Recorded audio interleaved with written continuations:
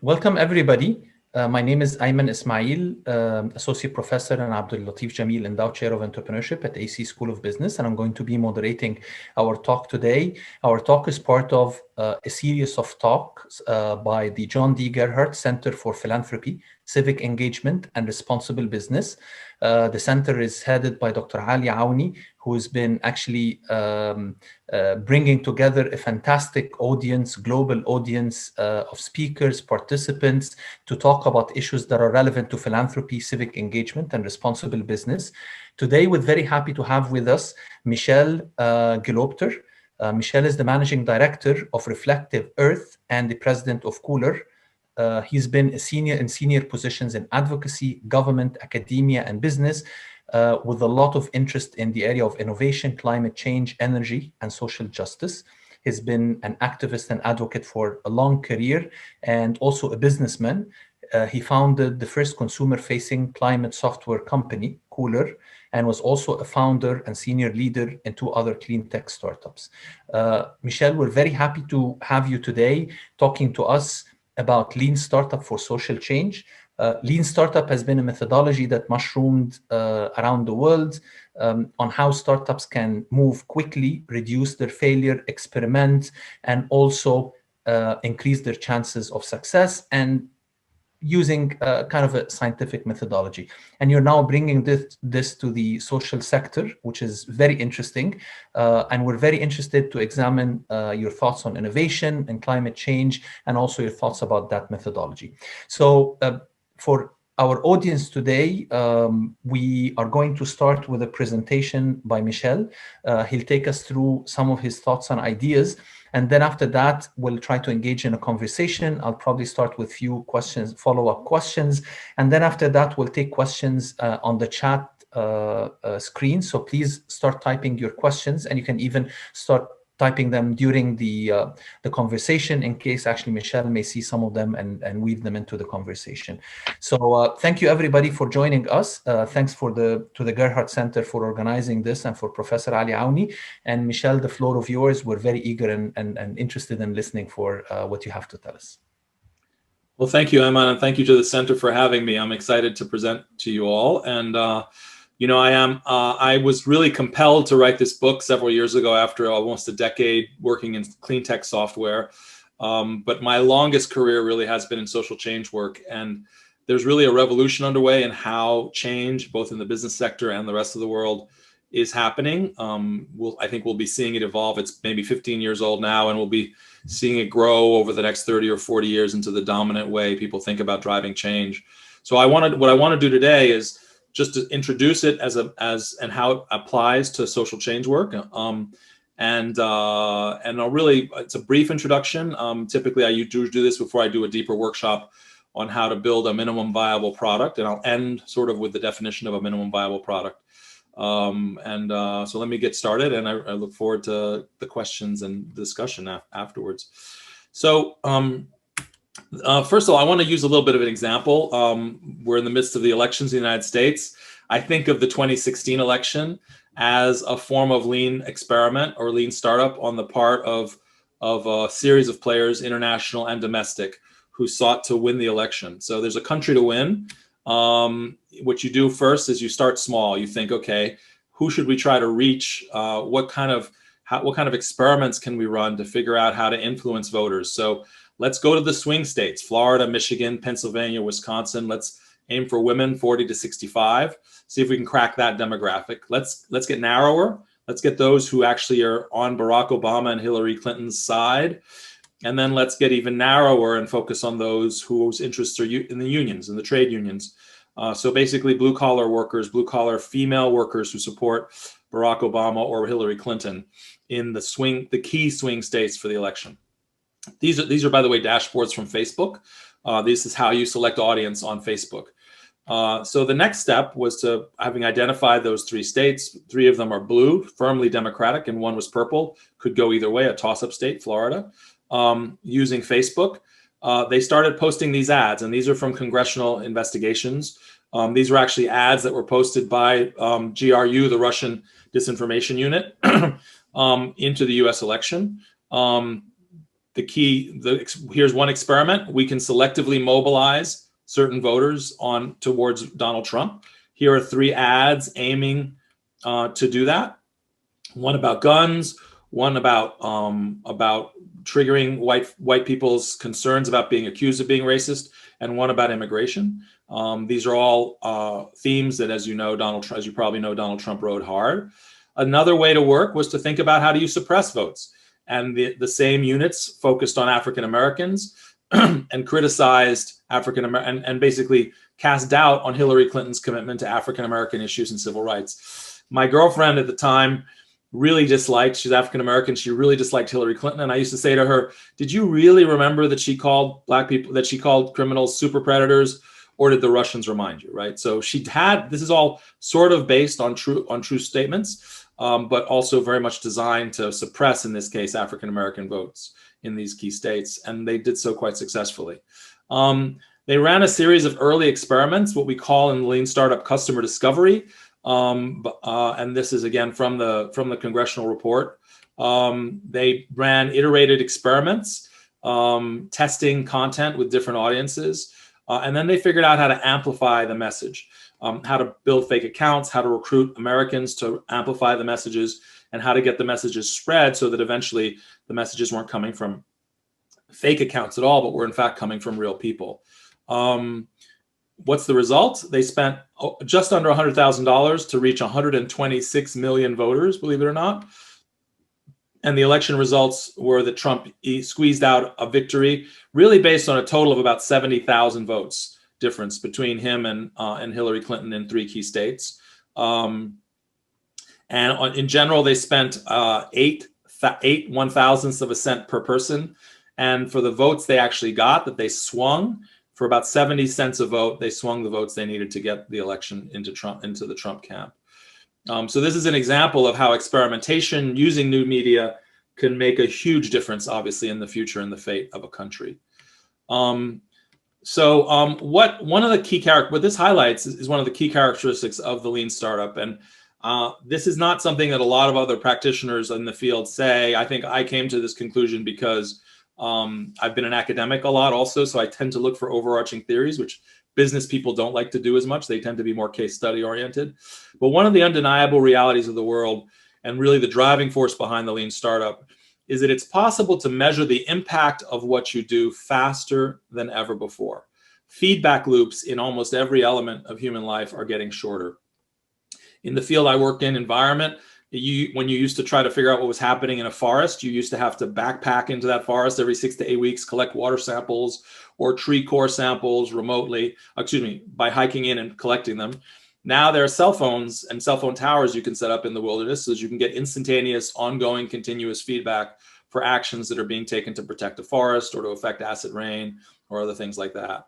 The concept of friendship, social concept of friendship, right, has changed radically with Facebook, and you can actually measure the speed at which friends communicate and what friendship does to each other and to your beliefs and to what you buy and how you behave quite accurately and quite statistically using Facebook tools on Facebook, for example. And even traditional things like a flyer. You know, you have a meeting in a community, you put up flyers all over the community, people come to the meeting. That's changed radically because 30 years ago you had a meeting, and then at the end of the meeting you waited another month or another week or however long it took to find out what happened as a result of the meeting. You had to wait for people to get together again. Now people leave that meeting with an email address or a cell phone number in the sign-up sheet, which means properly designed, a few questions to a few people in the days after the meeting can tell you whether that meeting achieved what you hoped, whether there's motion in the direction, action in the direction you hoped the meeting would achieve in the population that was at the meeting. So even very simple traditional behaviors like going to a community meeting can be measured far more quickly. And so the question we have to ask ourselves is, what do we do with that? How do we move forward in ways that help us improve outcomes as a result? The old way of doing business is what we call waterfall, which is sort of where you have an idea, you get a lot of buy-in, you get money, you implement, and you hope it works. And the reality is a saying, no idea encounter ever survives first encounter with the client. If you can get faster feedback, this is a pretty terrible way to do business. How many of us have been involved in social change projects that took, 3 years to build a coalition around an idea that probably wasn't quite right? And how much better it is today to be able to now instead try things experimentally, small experiments that indicate to us whether we're going in the right direction. And we obviously have to build political consensus along the way, but it's a huge waste of political and social capital to build consensus around an idea that isn't going to actually work. So doing those experiments and running more quickly in that way, different than this waterfall method, is critical. As I said earlier, no idea survives first contact with the target, so to speak, meaning people are different than our ideas of them, and we have to listen and feel for what's happening in our customers, in the people we're trying to work with, and we have to use these new tools to do that better and better. So lean change really has 3 principles in one process. The first is productive failure. I used to say fail fast, but people in the social sector it's hard. Failing fast is a hard thing to understand and stick to. So I say productive failure. Agile development, which is a technique for moving through experiments or stages in a product's development or an idea's development. And efficiency, again, something I've really emphasized for the social sector because it's so naturally built into business work, but not as much in the social sector. We want to emphasize to people that our goal is to do these things as efficiently as possible because the availability of social and financial capital is much more limited in the social sector than it is in the private sector. And finally, the process is called customer development. I'm not going to go into it in a lot of depth in this call, but I'm trying to stick to the words that the industry uses as much as possible because there's such a vast toolkit now for all these different dimensions, technical toolkits, software tools, books. And so using the same vocabulary helps, I find, in the social sector for people to find the resources they need to do the work effectively. So failure, I think, is really an important one. First of all, one of the differences between the social sector and the private sector is that failure is usually not an option. I think at the end of this slide, I talk about the U.S.'s war interventions in Afghanistan or war in Afghanistan.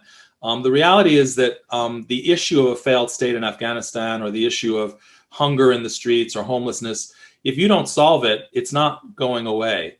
In a business, if you have an idea that you're trying to promote, you invest money, and if it fails, you go, oh, well, that's not a business, and you walk away.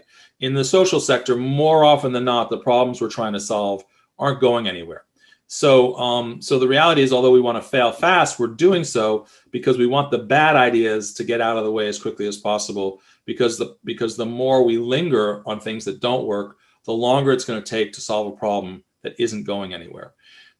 There's also it's also challenging to fail in the social sector because of what I call the moral opportunity costs, right? If I give you money to teach, to help a community overcome hunger, right, through a social program, for example, or through new food distribution mechanisms, and that fails, as a donor, I'm going to have immediate regrets because I could have just bought food for the starving people.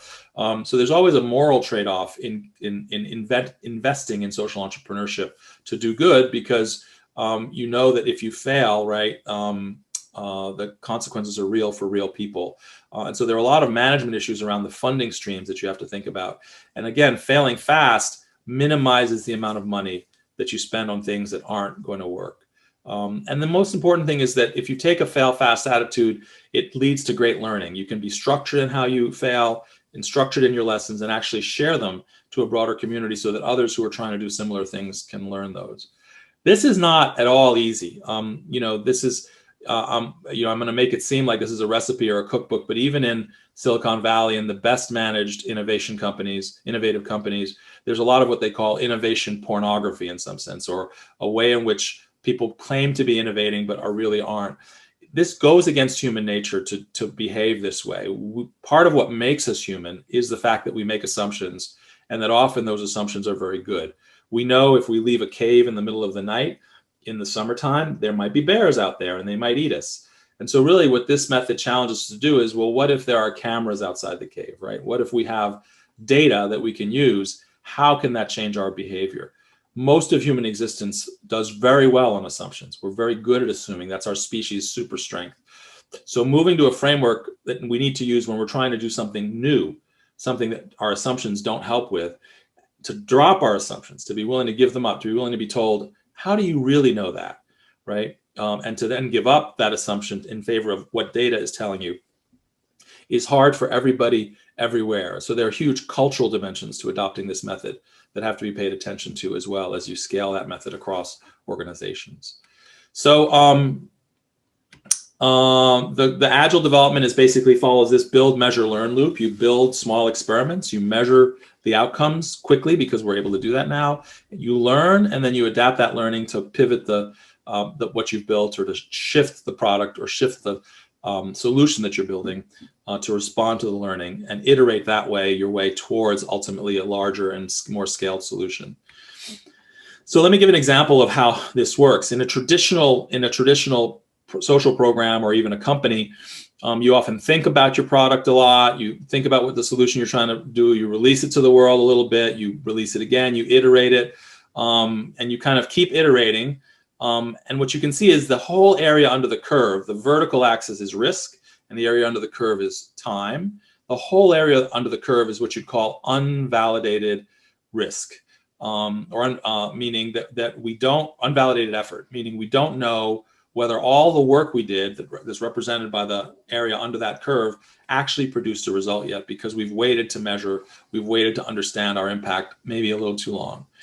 Using this method instead, a series of small iterations or small build, measure, learn curves where you just take minor assumptions and test them and move your way up the scale of your product or solution through minor assumptions, that area under the curve is a lot smaller. The unvalidated effort, the amount of investment you make before you have an answer that you know something, is much smaller, and a much more efficient way to progress your way towards a solution of some sort. So that wiggle backlog, that backlog of small assumptions, this is a generic framework for that, but there are lots of ways depending on what you're working on. You start with very small questions like, is this really a problem for the people we're trying to work with? Do they want to solve it? Does our idea solve the problem? Do people want the solution we've thought of? If not, which other one might we try? Will people pay for it if payment is required? How much will they pay? So you kind of take things small, in very, very small steps. For example, if you can run advertising on the internet or on social media, and oftentimes when you could say, for example, for a new housing program, how would you like housing near the bus line? And you often, when you run those kinds of very simple provocative tests, you're trying to provoke a response. And often you don't even really care who the people are who respond. You're first just trying to see if you get any response. And then next you try to see if they'll give you their phone number so that you can talk to them about the new housing project or things like that. So you really try to break these experiments down to the smallest possible increments. There are really one of the real strengths of this method is that it allows you to experiment in two dimensions. One is what we call the value hypothesis, and the other one is what you call the growth hypothesis. And this is really how you understand the kind of scaling that people like Facebook or Google or Apple in some cases have been able to do, is that there are really two ways you can achieve extraordinary success, and they go hand in hand. The first is, do I have a solution? What's my value hypothesis? Here is a value hypothesis for three types of problems, social problems in the United States. Stop global warming. This is work I had done. And we said, well, we can't get the federal government or the national government to take action. So can we get states to cut emissions?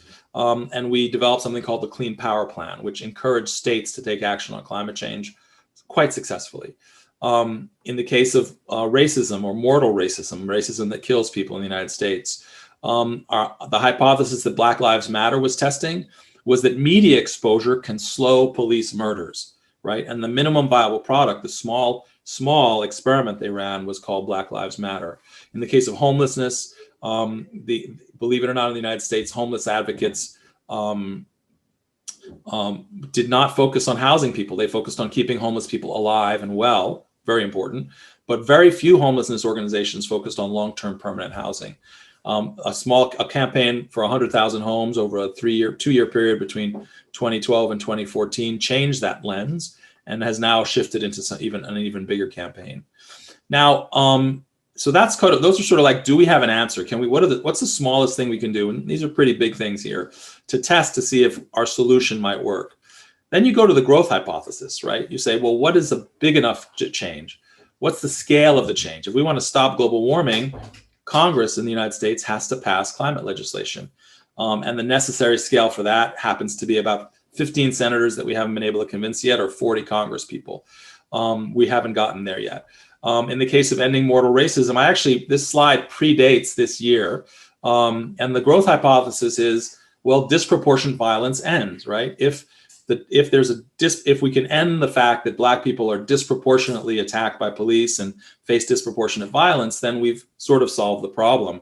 And, you know, I suggested maybe what Colin Kaepernick was doing, interfering in professional sports. So you're moving from Black Lives Matter, where people who are sympathetic understand a problem, to something where a pillar of the nation, right, a national sport, is focused on the problem. And in fact, what you see, for example, in the NBA, the National Basketball Association bubble, the court is printed with the words Black Lives Matter. The players are playing on a surface that says Black Lives Matter. So a huge change in the scale of exposure of this problem.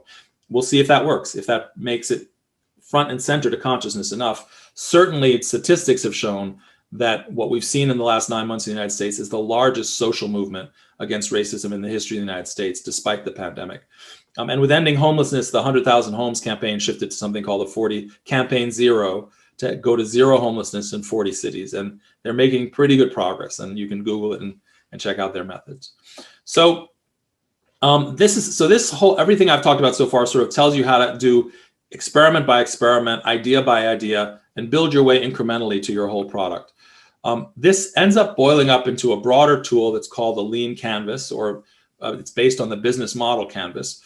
And what you'll find is that most social change efforts in most businesses can really be, you can describe everything you're doing in that business in about 9 boxes.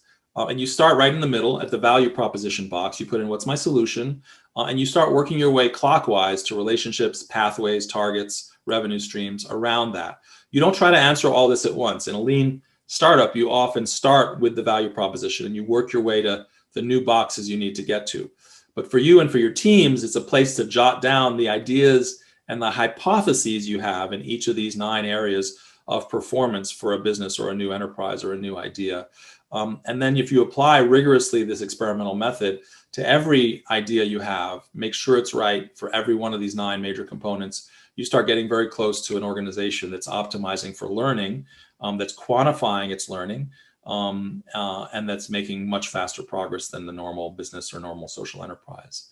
I think I'm going to wrap. I think this is my last slide. Wrap with the definition of an MVP. A minimum viable product, which is how you really get started, is the smallest thing you can do or make to learn what you need to learn, or to learn the next most important thing you need to learn. One of the really important features of Lean Startup is to understand the assumptions for which you have no data. You have lots of ideas about how you want to change the world. Many of them are debatable. Debatable because there's data around them. There's academic literature, there's field experience on your part, there's time that you've spent as colleagues working in an arena. You don't necessarily have to experiment on things you actually know. You have to debate them if you have disagreements, or implement them if you agree. Try to have that debate based on what you actually feel like you really know. But there are things that you don't know. I'm working right now on a project in Senegal to paint a lot of roofs a lighter color to reflect more sunlight back to space and to lower the temperature of buildings in Senegal. We really don't know what's going to make building owners adopt that. We know that the paint will work. We know that we can make the building more reflective, but we don't know what are the mechanisms that will make a building owner flip the switch and paint their roof when they don't otherwise need to. So we're not debating that. We're experimenting. We're asking, interviewing them. Most of these experiments, the most common minimum viable product is actually a series of interviews. But you got to think of those things actually as products. If we're trying to paint a lot of roofs white and we interview 100 people, we've actually built part of the solution already. We found 100 people. We've understood where they come from. We understood which of those 100 people want to get started today. We have customers, users, people ready to go. That is part of any product. That's part of any solution. So really the key here is this: we have the ability to act on data faster than ever before. We need to use it to listen better than ever before to the people we're trying to work with, and to use that to move more quickly towards better and better solutions. So with that, I'll stop and take questions. Thank you. Wonderful. Thank you so much, Michel. This is very interesting. We actually have quite an animated discussion on the chat side between Mohammed Gharib and Ahmed Shaheen. And let me just summarize the argument. Actually, maybe Mohammed and Ahmed, if each one of you can spend 30 seconds just summarizing the perspectives, and I would love to get your thought on it before jumping into other things. So, Mohammed, 30 seconds. Would love to hear your perspective, and then Ahmed.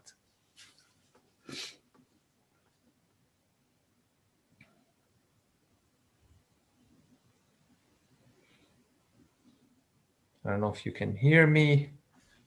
Hello? Mohammed, we can hear you. Please go ahead. Yes. The one problem with, let's say, the social impact is that it's never been driven by talented people, shall we say, efficient people, because there is a lot of hypocrisy in doing that, because it's always impacted by, let's say, CSR. So it's a good initiative, but it never worked. Okay, so Hamid's argument is that basically the social sector in general does not attract people with efficient, business-minded kind of practices. And I think Ahmed was responding with a different angle. Ahmed, what are your thoughts there? And then I'll get it back to Michel to respond. Ahmed Shaheen.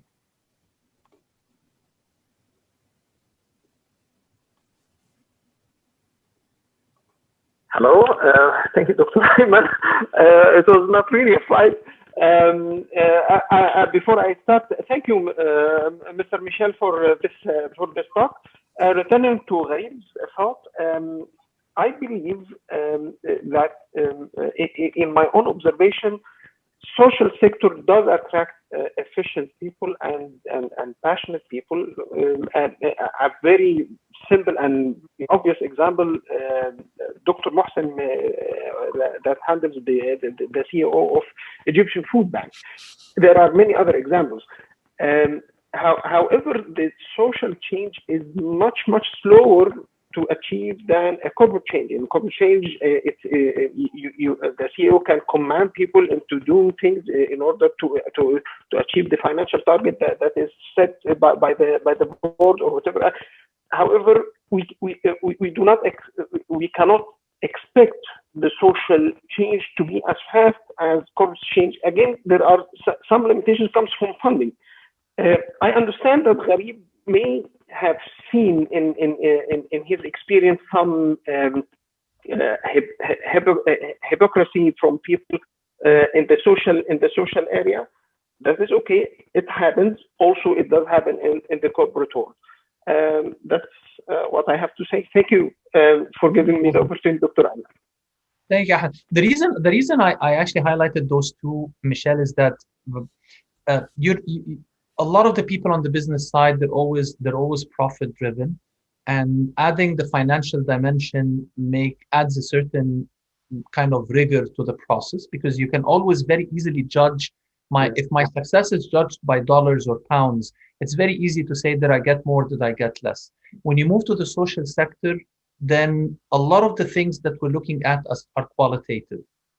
Some are quantitative, but they're long term, like in climate change. So I can quantify them, but they're very long term. And some are qualitative, like if you're trying to improve a certain culture or education or things like that.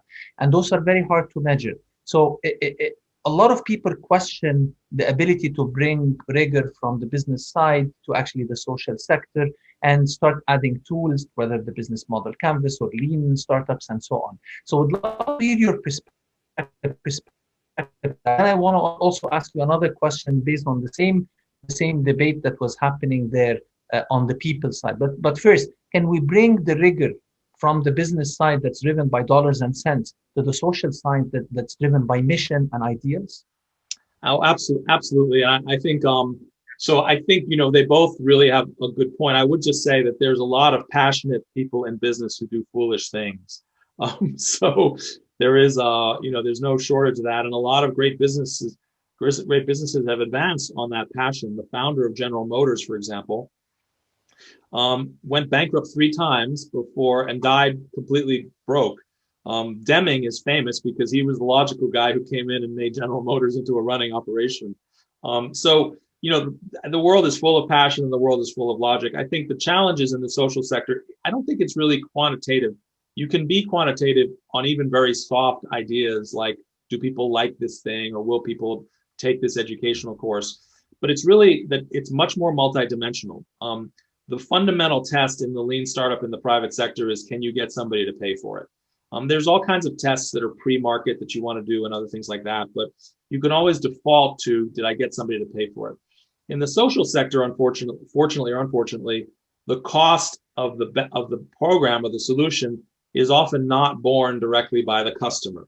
And so the beneficiary can't be related to the service through dollars alone, which makes it a more complicated thing. You often have at least two, you can often think of it as a form of a multi-sided market, which happens in the private sector as well, but in the social sector, that's almost all you have. You have the funders, you have the targets, and you have intermediary organizations along the way. A hospital, for example, no one's ever paying the full cost of, in most cultures, and most, even in the United States, very privatized system, no one's paying the full cost. So even innovation in a hospital can't be fully tracked by costs alone. So that makes it more complicated, but that doesn't mean it's not possible. And I'd say most importantly, there really is a giant new toolkit in how to measure things. And if we don't start picking it up in the social sector, we will be overrun by the kinds of problems that a purely money-focused approach in the business sector can create. I guess the last point I want to kind of make is, well, it's really that point, is that you want to be really, you want to use this technique because the world is going to change very fast because of this shortening of feedback loops. And if we don't keep up in the social sector, we're going to be in a lot of trouble. Yeah, I think that's very wise. And one of the questions that's coming about differentiating between social enterprises or public benefit organization, and I think part of the confusion is that when you label the social sector, which is basically anybody who's driven by a social mission, the types of organizations vary. So you have from companies that are socially driven to... That was the point. If I could just make that point, the number of business models, quote unquote business models in the social sector radically dwarfs the number of business models in the business sector. So I found that there are investors in the private sector that are pretty good at evaluating almost any business model. You know, they've seen enough of the landscape to kind of know the key things. For example, there's always a sales department. No matter what business you're in, there's a form of sales, right? In the social sector, that's just not true, right? There's a lot of change that's achieved through religious means. There are religious organizations that are achieving social change. There are family-based systems of achieving social change. There are government-based systems, voluntary-based systems, mandatory-based systems. So the diversity, you know, the social sector, quote unquote, is everything except business as a way to go. So I think one of the questions you were saying, you wanted to raise the difference between social entrepreneurs and public benefits, yeah? Yeah, I think someone was saying that that's part of the confusion, the differentiation. Yeah. Well, I think, yeah, I mean, I think the key is if you have a solution or a product where there's a really linear relationship between money and the product or the solution, and it could be as a social entrepreneur that you have that, then, you know, I wouldn't worry too much about lean startups for social change. I would just use the lean startup. But if there's any kind of disconnect, and there often is in social entrepreneurship, if it's not really a linear price benefit relationship, you are in a more complicated world and you need to take a step back, still use the techniques, but understand that you're dealing with a few more forms of validation than just the payments involved. And that's really where this method becomes important to look at. My approach to this method becomes important. Can you give us some examples of social sector organizations or people that you worked with that actually use that method, or how does it work in reality? Especially when you start adding, as you mentioned, the social component. It's complicated enough to do it with just one simple metric, which is money. Now add to it another complex metric that might be a social dimension. Give us an example that would actually bring it to the ground, actually. Sure.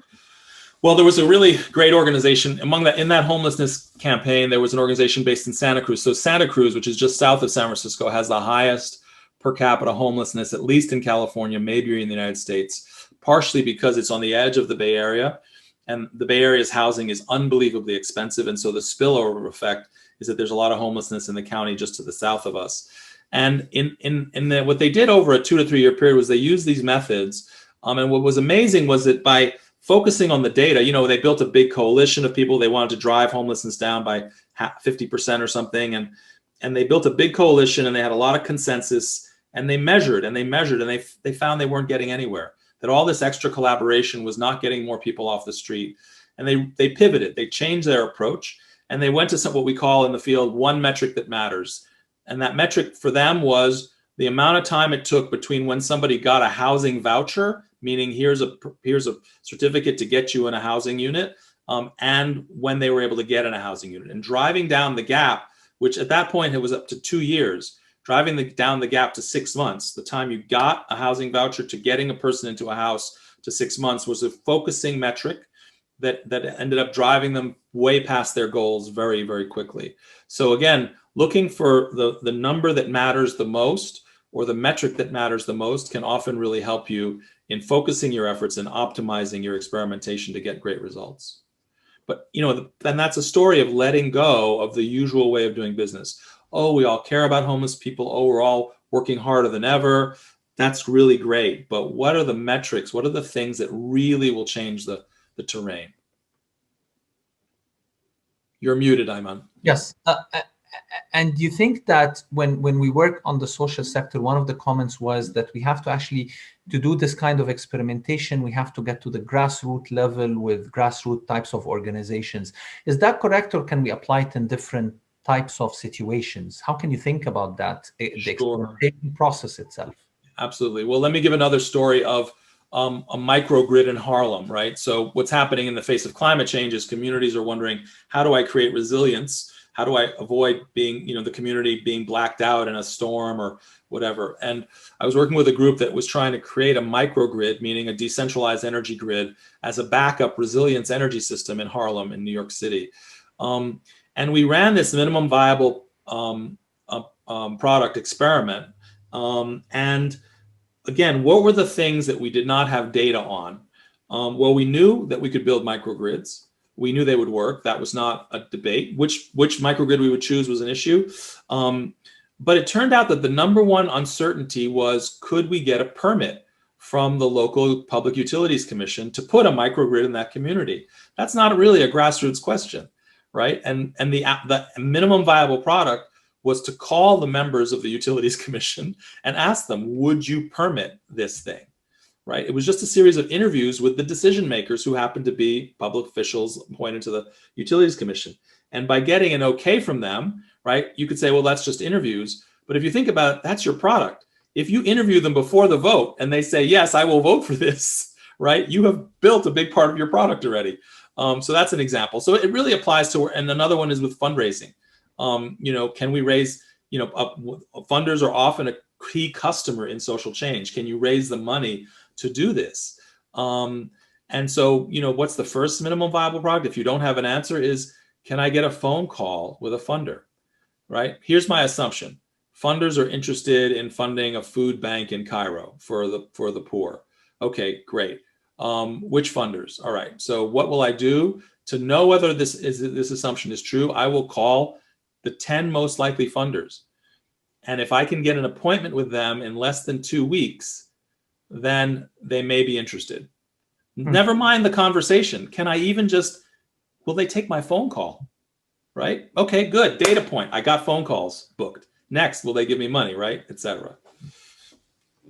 Yeah, Michel, one of the main reasons for this methodology in companies is to actually look for getting the model right and then scaling it.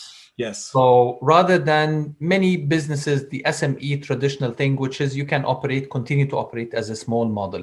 In the social sector, people don't think a lot about scale. Most organizations are either small community-based, small grassroots, other than the big government or big donor-driven, which is driven in a different way. But in general, the grassroots things remain there. How can we translate the concept of scale from the startup world to that grassroots social sector world? Yeah, well, I have a whole chapter in my book on the growth hypothesis. And so really, it's fine to be a small grassroots organization. as long as you are, like the growth hypothesis makes you ask the question, how big can it get, right? And if I plan to spend $10,000 a year only, or I plan to only affect one community, then can I reach that whole community? That's the end of my experiment. Success. If, on the other hand, I'm trying to end homelessness in the northern part of the country, or end hunger in the western part of the country, right? You've described that problem, and you have to ask yourself as you build your solution, can it scale to the point, right? Is it the right solution to scale to an even bigger level? And the most important part about the growth hypothesis, besides the scaling, which is super important, is that it teaches you, it's sort of the secret, the magic to the kind of growth you see in the private sector. I often call it second derivative thinking, because what you're doing when you're examining the scaling hypotheses, meaning let's say I have a food bank or an anti-hunger program that's working in one community. If I've built that the right way the first time, there's a series of experiments that I ran to make it successful in that community. What the growth hypothesis says to you is, what makes those experiments go faster? So when I moved to community in the first community, it took me 6 months of interviews to find out where to deliver food. Okay, I'm going to move to a second community now. What could I do? How can I innovate to find out where to deliver food in 4 months this time, right? And so if you build it in a structured way, you start not only to understand your solution, but you understand how to implement it faster and faster, and to really bend the curve. So what becomes interesting is not, oh, I got 500 more clients, but what becomes interesting is the adoption rate, or my growth rate, went from 1% to 1.5%. And I know exactly how I did that. I know how I bent the curve. Because if you learn how to bend the curve, then you can start driving the curve upwards faster and faster. So in any project, you want to ask yourself, what's the biggest I need to get to meet the target? Doesn't mean you have to start there, right? Start with what proves that you have a solution, and then over time, shift your attention to the experiments that prove how you grow that solution. And again, by building it as experiments and measuring it, you can start tweaking the variables that allow you to go faster and faster. So community 2, you did those interviews in 4 months. Okay, then you realized that you could do it with less people and ask key questions in a different way and do it in 3 months. And eventually, over time, shorten the adoption of your solution in different communities and penetrate more quickly. And that's really that's actually the most exciting piece of the work, and the one that, of course, is taking hold in the private sector, and why we're seeing the emergence of such big monopolies so quickly in this time. Yeah, one of the actually, now that you mentioned the big monopoly, I think if you're thinking with the Silicon Valley mindset, you're trying to create that monopoly. You're trying to become the Facebook or the Google or the Microsoft. Yes. That space. In a social sector, honestly, I don't care to become the one. I just want to maybe prove a model and then get 100 people to replicate it, and I would be as satisfied. So if I am Mohammed Yunus and I proved that microfinance works and that social capital works, then I would be very happy that I would do it in my part of the world and see 100 other people do it in Mexico and Egypt and South Africa and even in the US and China and so on. So why should we get stuck to the same scalability model of I want to be the biggest, most dominant that we have in the private sector for-profit, or should we look at other ways where replicability of that model through smaller, micro or mid-size organizations might also be viable? Does that work? How can you help with that? Yeah, that's a really good question. I don't see any reason why centralization and monopolistic thinking has to be central to social change. What I would say, though, and obviously, honestly, this is something, listening, for example, the central act of listening to people is much stronger in the social sector than it is, by the way, in the private sector, right? In the private sector, we listen to dollars and we don't always understand what the customer is really craving. So people like Yunus, even before the emergence of this, they were sharing best practices. The nice thing about the Lean Startup is it does create a structured way to share those best practices, because what you share is not just best practices, but you share the experiments that underlie the best practices.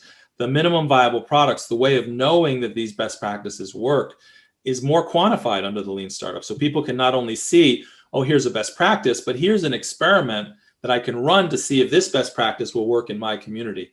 So one of the promises of the Lean Startup is to just build really big databases of kind of questions people ask in different realms of social endeavor that can be shared among different groups. And it doesn't have to be centrally shared, but eventually people can start contributing to the learning structure you've created around particular problems by filling in those hypotheses. Well, in South Asia, this is how people react to this kind of intervention. We found that by interviewing a bunch of people building these products. It may work like that in China as well, or in Latin America, or it may not. So you can run those experiments and see how they diverge and share that information. So you're basically saying what I care most about is taking the experimentation mindset from the lean, because that helps me move faster, better, cheaper, and maybe get to solve the problem in a better way. It's not just necessarily about scaling in a monopolistic way, although growth is probably good if I can do it, but it's more about that deeper understanding of the problem on the ground. Yeah, learning under the lean, one of the biggest promises of the lean startup is that it makes learning much more rigorous. Like you can say, well, what was your hypothesis? What did you do to test your hypothesis?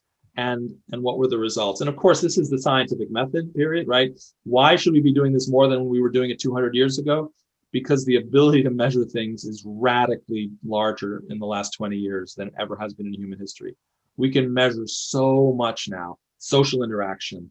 A car bumper doesn't need to hit a wall anymore. There's radar in cars that says you're getting towards the wall, right? So the engineering world has faster ways to measure. The social world has faster ways to measure.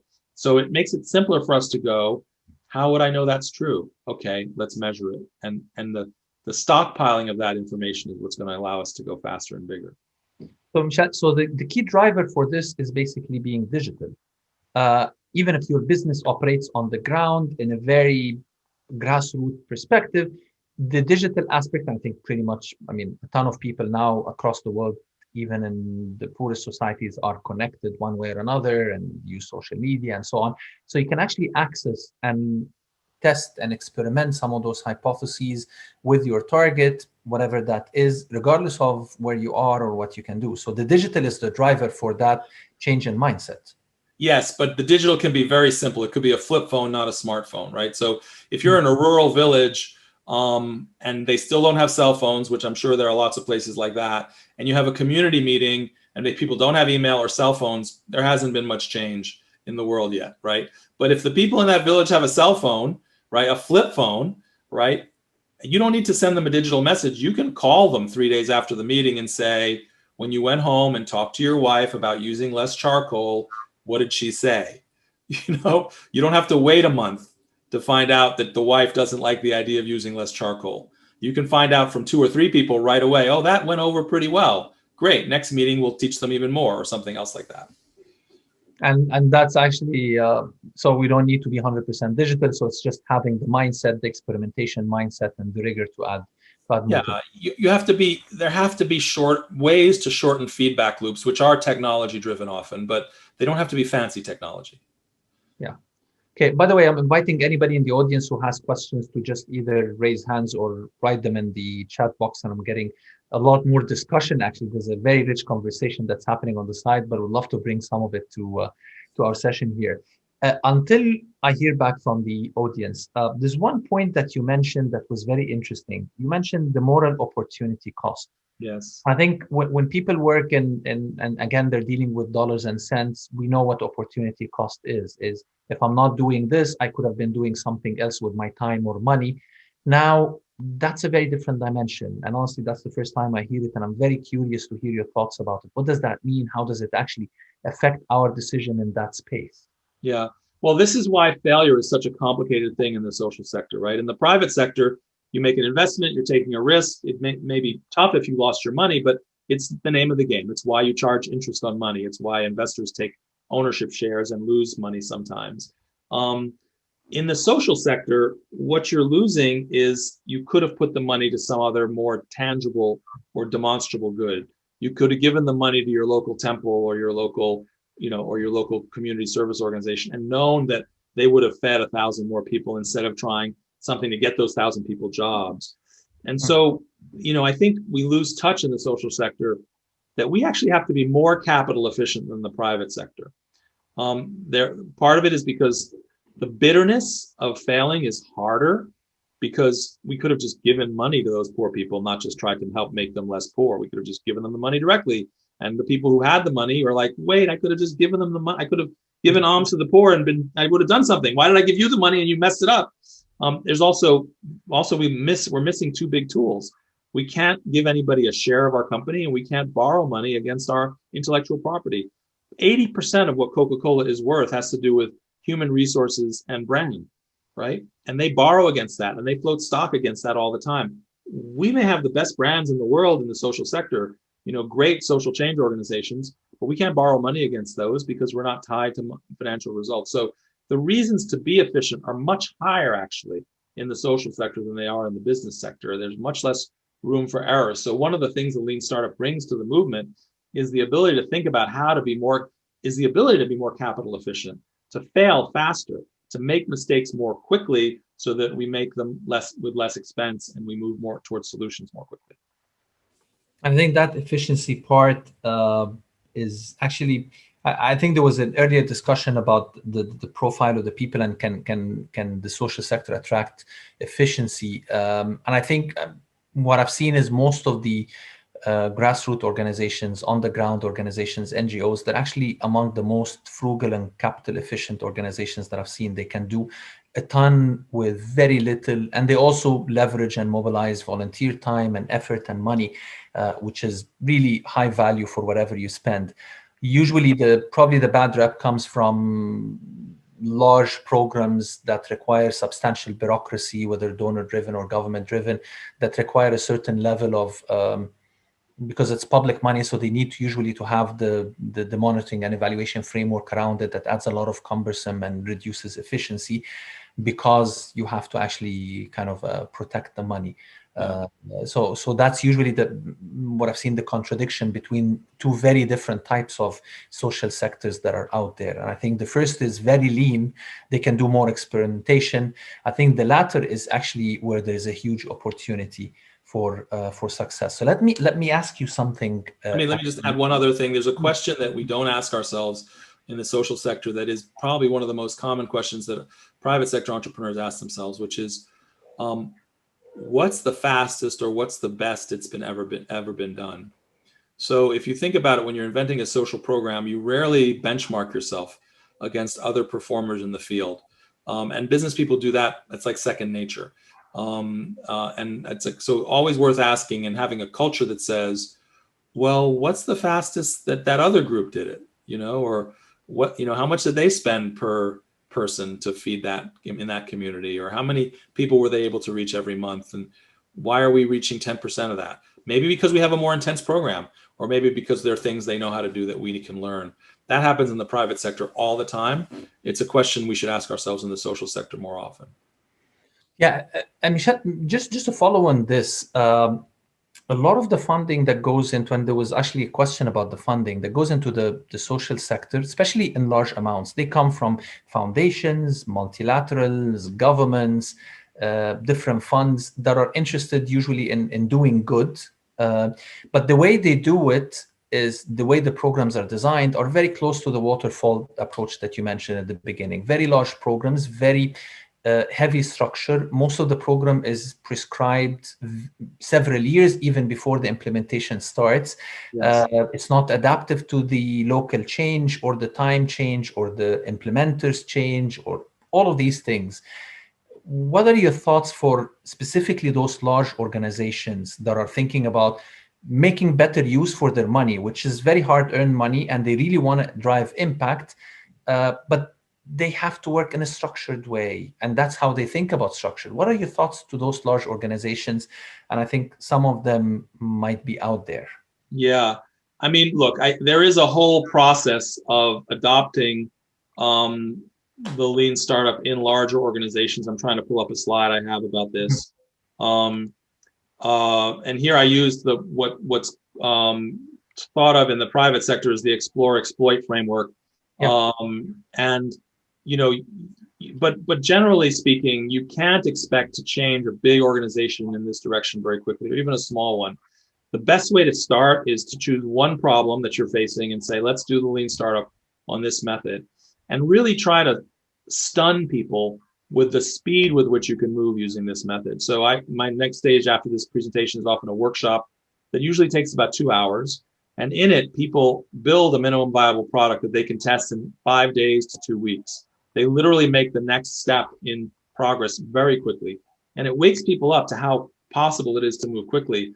And then within a larger organization, you want to build like an entrepreneurial investment structure where, for example, people are evaluated based on how many hypotheses they came up with and tested. You got to think of evaluating people really in 2 very different ways in an organization. One is, what are they producing, right? Standard, I got to feed this many people every month. I got to stop this much homelessness every month. And that's a metric of operation. When you move to innovation, the metric is learning, right? I don't care if you didn't feed more people with your innovation. I care that you tested it properly. I care that you tested more hypotheses more quickly. And eventually, some of those hypotheses lead to feeding people more quickly, right? But you can't measure, you can't let people fail fast and measure them on production metrics. You have to measure them on learning metrics. How many hypotheses you test? Were you able to test them effectively, efficiently? And then when it shifts to that exploit box where you're doing something, you're producing something, then you measure traditionally. And we have to separate that evaluation mindset out and create safe spaces for people to be evaluated for taking risks and experiments. Large multinational and multilateral organizations are very tricky. In places like the United States, I don't know what it's like in Egypt, legislators have been moving to be more and more prescriptive for 30 years. And, you know, for example, they will prescribe, you know, Mike Pence, our vice president, is famous for having resisted a needle exchange program to stop HIV spread in Indiana that led to 150,000 extra cases of HIV when he was governor, because he didn't like the idea of needle exchanges. You know, so legislators will say, we're going to give money for HIV prevention, but we will not allow this, this, and this.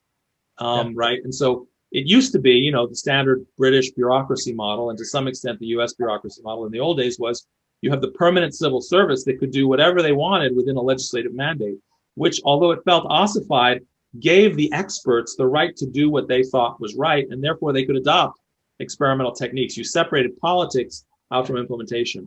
We have to move back to that. An elected official really doesn't know how to do very much except express the will of the people. So you need to give the will clearly. This is what I want to have happen in the world, and then let the professionals really experiment or have flexibility. And we are a long way from that. And again, the fear is the business sector is moving so fast these days that if we don't learn in the social sector to get to a more effective place, we're going to have huge problems from the overrun of the business sector. Like, look at what Facebook is doing to politics around the world. Yeah, I think this diagram is very interesting because you're basically starting with a question, and then let me go experiment and find what's a good solution. And I would try 10 different things and tolerate the failure. And when I have a good solution, or maybe multiple, let me go and exploit them, scale them, do that.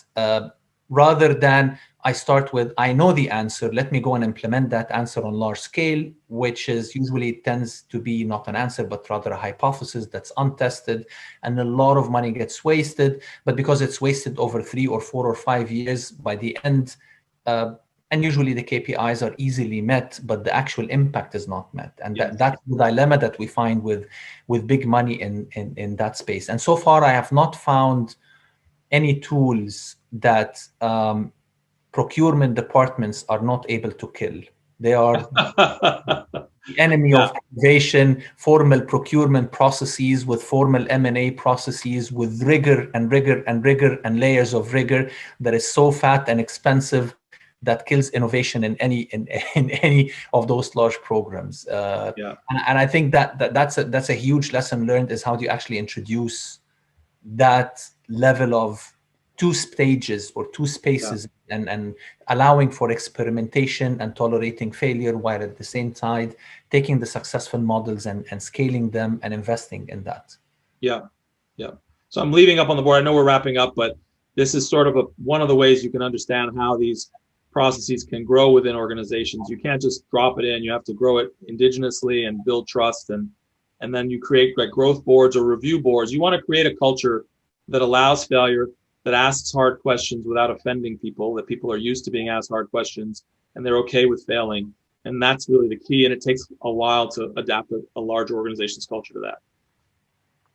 Yeah, I think that's spot on. And I think when you look at the metrics in your previous diagram, in the bottom part, it's about experimentation, failure, but it's about getting very quickly to interesting outcomes or solutions. Yeah. The top one, it's more about efficiency and execution and doing things and replicating them in a fast way. I always say that the bottom is a lab, the top is a factory, and Yes. those are different types of environment. There are many social sector organizations that move straight to the top one, and I think it's fine if they do it with a pre-proven model that someone else has tested and they're just replicating it with efficiency. I think that's great, but I think there's a lot more need for the bottom one with social innovation and experimenting and thinking about interesting solutions, testing hypotheses, that mindset that we're lacking in many parts of the world. And let me just say, by the way, my favorite use of this model is to talk about a police station. You know, like something really critical, stopping crime. That's the exploit box. There are police people who do stuff every day to stop crime. Okay, now what's in the innovation box for that police station? What are they experimenting with to do it even better and better, more humanely, more efficiently, etc. So those are, you know, you can apply it to any social structure really if you're creative. Yeah, and I think it's thinking with that duality is very interesting. Personally, I belong to the bottom one. That's where I spend most of my life, around experimentation, innovation, testing, learning, and pushing models out. And I know that the exploit part is important because that's what takes those models to real life. Not personally the best person to do it, but I know a lot of people who do a fantastic job in doing that. Yeah. Michel, I think we're getting towards the end. Before we conclude, I wanted to get from you any thoughts, reflections on this conversation.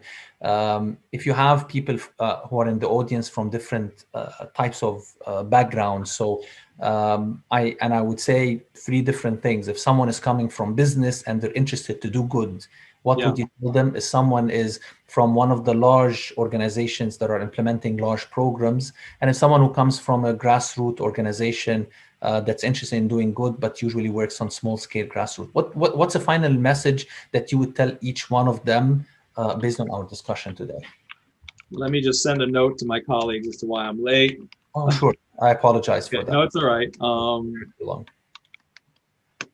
Okay, so your first question was, how do you move from the private sector to the social sector? And the second one was? I was just saying, concluding messages to someone who's in the private sector, wants to do well, someone who's in the large public sector social sector organizations, whether multilateral, NGO, foundation, and someone who's a grassroots person, based on our conversation. Just one concluding message to each one of them. Yeah. So, and you know, if you're in the private sector and you want to do social change work, even from within that private sector position, you know, just you're bringing a lot of already good logical thinking often to the social sector. Just remember that there is not a direct link between price and outcome in the social sector. That's what defines the difference between the social sector and the business sector, that the clients are not paying the full price. That's the definition of the social sector from a business perspective. But you bring a lot, the ability to benchmark, familiarity, hopefully, with some of these tools and where the world is going, and can make a really big difference. I think in really big organizations, you want to don't be overly ambitious. Start incrementally. Find something extraordinary and small that you can use this method. Something where you shock people with how one short sprint made a huge difference in one little thing. And then you help people learn to let go of their assumptions and the ways that things have always been done in that big organization gradually, get leadership buy-in, et cetera. And at the grassroots level, you know, I think if you are, you know, that this is a toolkit you should embolden yourself to use. If you're already executing a lot and delivering a lot of core services, again, find something small to start with. But if you're starting something new, start here. Don't try to do, try to convince your funders, try to convince your stakeholders to run short experiments. Ask for $50,000, not $5 million, and do something in 3 months with that $50,000 and grow in that way. It'll waste less of your time and usually end up achieving bigger things once you find the solutions that actually work. Fantastic. Michel, thank you so much for your time and very interesting thoughts and insights. This concludes our talk today with Michel Gelobter, the Managing Director of Reflective Earth and the President of Cooler Inc. Thank you, Michel, and I'll hand it back to Professor Ali Aouni to talk to us about our next talk. Okay. Thank you, and I'm going to sign off. Thank you. Go ahead. Michel, I really have to thank you. It was really very interesting webinar. Ayman, also have to thank you for a very skillful moderating. It was fantastic. My pleasure. Next week, we're going to have actually 2 webinars. On Monday, we're going to have a webinar by Al-Noor Ibrahim. He's a professor in Tufts University, and he's going to talk about measuring social impact. He has one of the good books about measuring social impact. On Wednesday, we will have Amit Kapoor. Amit is the president of the India Council on Competitiveness. He's been involved with Mike Porter and competitiveness initiatives, and he has been involved in even Indian politics. The title of his webinar is interesting. It's Economic Development and Democratic Outcomes. And he's actually studying the US and India. And I mean, obvious reasons. I mean, he could see it's a very interesting topic. So I hope to see you in both, and thank you for attending the webinar. Thank you, Ayman, again. Thank you so much, Ali. Real pleasure.